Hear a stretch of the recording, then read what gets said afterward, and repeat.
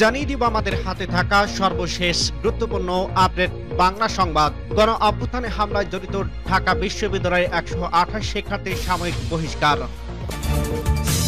জানিয়ে দিব আমরা দুনিয়ার মাঠে খেলার খেলোয়াড়, ছোট মাঠের না বলছে প্রধান উপদেষ্টা।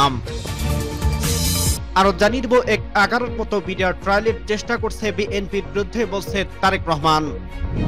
এবং আরো জানিয়ে দিব বিচার বিভাগের কার্যকর স্বাধীনতার নিশ্চিত স্বতন্ত্র সচিবালয় জরুরি, বলছে প্রধান বিচারপতি। সর্বশেষ জানিয়ে দিব জাতির কাছে ক্ষমা চেয়ে ৩ শতাধিক জাপার নেতাকর্মীর পদত্যাগ। শুনছিলেন সংবাদ শিরোনাম, এরপর বিস্তারিত। তার আগে অনুরোধ থাকবে, ভিডিওটি যদি ভালো লেগে থাকে ভিডিওটিতে একটি লাইক এবং কমেন্ট করে জানিয়ে দিন ভিডিও সম্পর্কে আপনার মূল্যবান মতামত, এবং আরো কমেন্ট করে জানিয়ে দিন ভিডিওটি আপনি কোথা থেকে দেখছেন এবং শুনছেন। গণ অভ্যুত্থানে হামলায় জড়িত ঢাকা বিশ্ববিদ্যালয়ের ১২৮ শিক্ষার্থীর সাময়িক বহিষ্কার। ছাত্র জনতার অভ্যুত্থানে ১৫ জুলাই থেকে ৫ আগস্ট পর্যন্ত আন্দোলনকারীদের উপর হামলায় জড়িত ঢাকা বিশ্ববিদ্যালয়ের ১২৮ শিক্ষার্থীকে সাময়িক বহিষ্কার করছে বিশ্ববিদ্যালয় প্রশাসন। সোমবার দুপুরে বিশ্ববিদ্যালয় সিন্ডিকেট সভায় এ সিদ্ধান্ত নেওয়া হয়। বিশ্ববিদ্যালয়ের প্রক্টর সাইফুদ্দিন আহমেদ বাংলাদেশ প্রতিদিনকে এ তথ্য নিশ্চিত করছে। জুলাই গণ অভ্যুত্থানের সময় হামলা সংক্রান্ত সত্য অনুসন্ধান কমিটি প্রতিবেদনের আলোকে এই সিদ্ধান্ত নেওয়া। বহিষ্কৃত এসব শিক্ষার্থী নিষিদ্ধ ছাত্র সংগঠনে রাজনীতির সঙ্গে জড়িত বলে জানা গেছে। তাদের নাম পরিচয় পরে প্রকাশ করা হবে বলে জানান প্রক্টর সাইফুদ্দিন আহমেদ। প্রক্টর সহযোগিতা অধ্যাপক সাইফুদ্দিন আহমেদ বলেন, ১২৮ জনকে সাময়িক বহিষ্কার করা হয়েছে। বিশ্ববিদ্যালয়ের পক্ষ থেকে সিন্ডিকেট সদস্য অধ্যাপক ডক্টর তাজমেরি এস ইসলামকে প্রধান করে একটি তদন্ত কমিটি করা হয়েছে। পরবর্তীতে তদন্ত কমিটির প্রতিবেদনের ভিত্তিতে জড়িতদের বিষয়ে চূড়ান্ত সিদ্ধান্ত নেওয়া হবে। আমরা দুনিয়ার মাঠে খেলার খেলোয়াড়, ছোট মাঠের না, বলছে প্রধান উপদেষ্টা। বাংলাদেশের দুনিয়ার মাঠে খেলার খেলোয়াড়, ছোট মাঠে খেলার খেলোয়াড় না। স্বপ্নের ও স্বাদের বাংলাদেশ গঠনে সবাইকে দলভুক্ত হয়ে খেলোয়াড় হিসেবে খেলতে হবে। টিম ওয়ার্ক জরুরি এবং বাংলাদেশের যতগুলো টিম আছে তার মধ্যে পুলিশ সবচেয়ে গুরুত্বপূর্ণ। সোমবার প্রধান উপদেষ্টা তেজগাঁও কার্যালয়ে আইন শৃঙ্খলা পরিস্থিতি নিয়ে পুলিশের ১২৭ উচ্চপদস্থ কর্মকর্তার সঙ্গে বিশেষ বৈঠকের প্রধান উপদেষ্টা অধ্যাপক মোহাম্মদ ইউনূস এসব কথা বলেন। প্রধান উপদেষ্টা বলেন, আমরা দুনিয়ার মাঠে খেলার খেলোয়াড়, আমরা ছোট মাঠে খেলার খেলোয়াড় না। বাংলাদেশ, ওই যে বললাম, বাংলাদেশে অপূর্ব একটা দেশ। সে দেশের যারা আমরা দুনিয়ার মাঠে খেলি, আমাদের খেলার লোককে হাততালি এরা এসেছেন। বাংলাদেশে নেমেছে, এবার ওইরকম চাই, ওইরকম এবং করতে পারি, আমরা বাস্তবে পারি, আমাদের সেই সুযোগ আছে। সেই সুযোগগুলোর কথা বারে বারে বলার চেষ্টা করছে। এই সুযোগগুলো যেন আমরা গ্রহণ করি। নতুন বাংলাদেশের পুলিশ বাহিনী করণীয় প্রসঙ্গে ডক্টর মোহাম্মদ ইউনূস বলেন, অতীতে নিয়ে কান্নাকাটি করার দরকার নেই, নতুনের জন্য আমরা প্রস্তুত এবং করে দেখাবো। এরা মুখ খোলার দরকার নেই। কাজে বলবো, হ্যাঁ, এই হলো নতুন বাংলাদেশের পুলিশ বাহিনী। সবাই বাহবা দেবে যে হ্যাঁ, এটা একটা কাজ, এবং আশেপাশে যারা আছে তারা বলবে, ভাই আপনারা একটা কি কাজ দেখালেন। এটা আমরা চিন্তা করি না, পুলিশের হাত দিয়ে এই কাজ করতে পারে। পুলিশ মাথায় চিন্তা আসতে পারে, কারণ পুলিশ সম্বন্ধে ইমেজ হলো তারা খারাপটাই আগে দেখে, খারাপটা আগে করে। আমরা ভালোটা আগে দেখব, ভালোটা আগে করব, আমাদের পুরো বাহিনীটিকে নিয়োজিত। প্রধান উপদেষ্টা আরো বলেন, বাহিনী সামগ্রিকভাবে একটা কাঠামো, এই কাঠামোর কাছে অনেক শক্তি, যদি আমরা সেই শক্তিকে ঠিক দিতে পারি এবং ঠিকভাবে প্রসারিত করি, সেটি বলার জন্য, যে কমিউনিটি করার জন্য যে আমরা এই সুযোগটা গ্রহণ করি, আমরা কি কি করলে হবে, কি আলোচনা আমার শুরু করা উচিত, যে এই জিনিসগুলো হলে এটা একটি টিম ওয়ার্ক। তো এটা একক উপদেষ্টা হোমকে দেয়ার দিল আর তোমরা করে ফেলে, এরকম না। এটা সবাই মিলে একটা টিমের মতো খেলতে হবে, এবং বাংলাদেশের যত টিম আছে সবচেয়ে গুরুত্বপূর্ণ টিমগুলো তোমরা পুলিশ বাহিনী। 11 মতো মিডিয়া ট্রায়ালের চেষ্টা করছে বিএনপির বিরুদ্ধে, বলছে তারেক রহমান।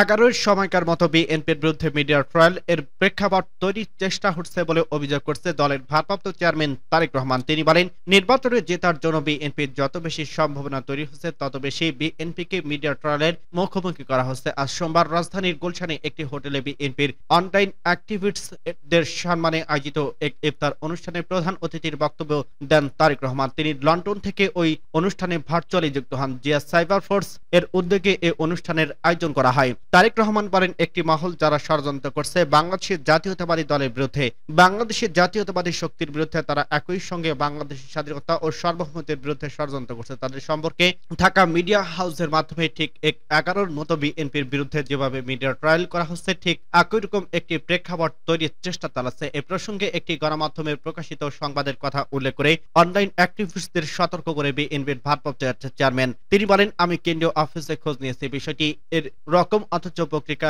এসেছে আরেক রকম, সেজন্য আপনাদের সতর্ক থাকতে হবে। রাষ্ট্র কাঠামো মেরামতে বিএনপির ৩১ দফা সংস্কার প্রস্তাবের কথা তুলে ধরে তারেক রহমান বলেন, আপনারা এগুলো যুক্তিতর্ক দিয়ে মানুষের সামনে তুলে ধরেন, মানুষের কাছে এসব নিয়ে যেতে হবে। আপনারা যুক্তিতর্ক দিয়ে তরুণ ভোটার সহ ভোটারদের আগ্রহী করতে বিএনপির ৩১ দফা তুলে ধরবেন এবং বিএনপির পক্ষে জনমত গড়ে তুলবেন। অতীতে আপনারা করছেন, সামনেও আপনাদের করতে হবে, আপনারাই সুন্দর করে করতে পারবেন।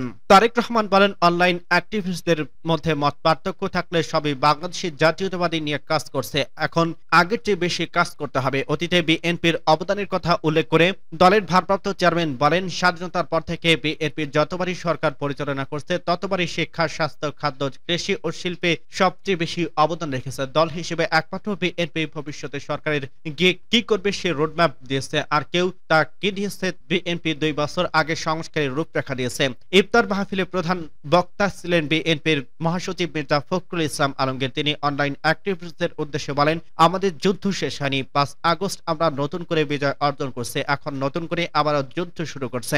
এই যুদ্ধ আমাদের অস্তিত্ব রক্ষা, আমাদের রাজনীতি, এবং এই যুদ্ধ হচ্ছে জনগণকে তাদের অভিষ্ট লক্ষ্যে পৌঁছে দেওয়ার। মির্জা ফখরুল বলেন, 5 আগস্টের পর সাইবার যোদ্ধারা লড়াই করছে, তাদের এখন আবারও নতুন করে লড়াই করতে হবে। ষড়যন্ত্র শুরু করছে, চক্রান্ত শুরু হয়েছে, এই চক্রান্তের বিরুদ্ধে আমাদের যোদ্ধারা জয়ী হবে, এই বিশ্বাস আমার আছে। বিচার বিভাগের কার্যকর স্বাধীনতা নিশ্চিত, স্বতন্ত্র সচিবালয় জরুরি বলছে প্রধান বিচারপতি। প্রধান বিচারপতি ডক্টর সৈয়দ রেফার আহমেদ বলছে, বিচার বিভাগের কার্যকর স্বাধীনতা নিশ্চিত করতে সুপ্রিম কোর্টের অধীনে বিচার বিভাগের জন্য একটি স্বতন্ত্র সচিবালয় প্রতিষ্ঠা অত্যন্ত জরুরি। তিনি বলেন, অন্তর্বর্তীকালীন সরকারের সংস্কার কার্যক্রম টেকসই ও অর্থবহ করে তুলতে হলে একটি কার্যকর স্বাধীন বিচার বিভাগ প্রয়োজন। সোমবার সুপ্রিম কোর্ট আইনজীবী সমিতির মিলায়তনে বাংলাদেশ আইন সমিতি আয়োজিত ইফতার মাহফিলের প্রধান অতিথির বক্তব্যে তিনি এসব কথা বলেন। প্রধান বিচারপতি বলেন, অন্তর্বর্তীকালীন সরকারের নেওয়া সংস্কার উদ্যোগগুলো দীর্ঘমেয়াদী স্থায়িত্ব অনেকাংশই বিচার বিভাগের স্বাধীনতার উপর নির্ভরশীল।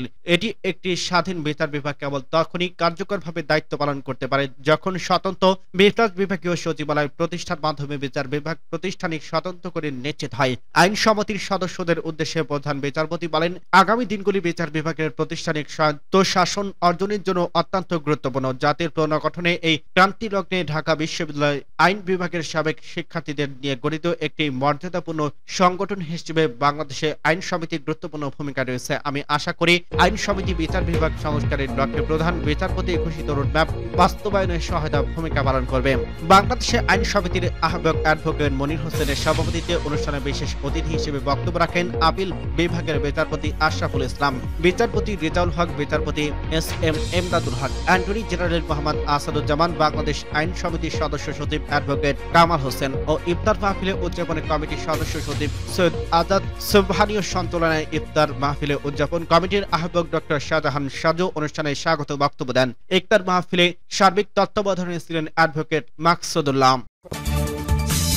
জাতির কাছে ক্ষমা চেয়ে ৩ শতাধিক জাপা নেতাকর্মীর পদত্যাগ। চাঁদপুরে মতলব দক্ষিণ উপজেলা জাতীয় পার্টি এর সহযোগী সংগঠনের ৩ শতাধিক নেতাকর্মী দলীয় পদ থেকে পদত্যাগ করছে। আজ সোমবার দুপুরে উপজেলা মতলব কমিউনিটি সেন্টারে সংবাদ সম্মেলন করে উপজেলা জাতীয় পার্টির সাধারণ সম্পাদক ডি.এম. আলাউদ্দিন কবিরের নেতৃত্বে তারা এই পদত্যাগের ঘোষণা দেন। পদত্যাগ করা বেশ কয়েকজন নেতা বলেন, বিগত দিনে ফ্যাসিস্ট ও খুনি হাসিনা সরকারের দোসর হিসেবে জাতীয় পার্টি কাজ করার প্রতিবাদে এবং নবগঠিত জাতীয় নাগরিক পার্টি এনসিপির যোগদানের তারা পদত্যাগ করছেন। পদত্যাগের কথা জানিয়ে সংবাদ সম্মেলনে বক্তৃতা করেন উপজেলা জাতীয় পার্টির সাধারণ সম্পাদক ডি.এম. আলাউদ্দিন কবির, মতলব পৌর জাতীয় পার্টির সভাপতি মহসিন সরকার, মতলব পৌর জাতীয় পার্টির যুগ্ম সাধারণ সম্পাদক মহসিন মিয়া, উপজেলা জাতীয় যুব সংহতির সভাপতি আলমগীর হোসেন প্রমুখ। এরপর একযোগে ঘোষণা দিয়ে জাতীয় পার্টি এর সহযোগী সংগঠনের ৩ শতাধিক নেতা কর্মীর দল থেকে পদত্যাগ করেন। সংবাদ সম্মেলনে স্থানীয় বিভিন্ন গণমাধ্যমের কর্মীরা উপস্থিত ছিলেন। উপজেলা জাতীয় পার্টির পদত্যাগে সাধারণ সম্পাদক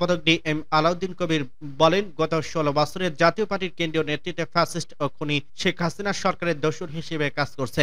শেখ হাসিনা আওয়ামী লীগের নানা অপকর্ম, খুন ও খারাপিতে প্রত্যক্ষ ও পরোক্ষভাবে মদত দিয়েছে জাতীয় পার্টির নেতারা। জাতীয় পার্টির কেন্দ্রীয় নেতৃত্ব ও কর্মকাণ্ডের প্রতি তারা কোনো মতেই একমতান এবং অনুতপ্ত। তারা জাতির কাছে ক্ষমা চেয়ে দল থেকে পদত্যাগ করেন। তারা সবাই শীঘ্রই জাতীয় নাগরিক পার্টি এনসিপিতে যোগ দেবেন।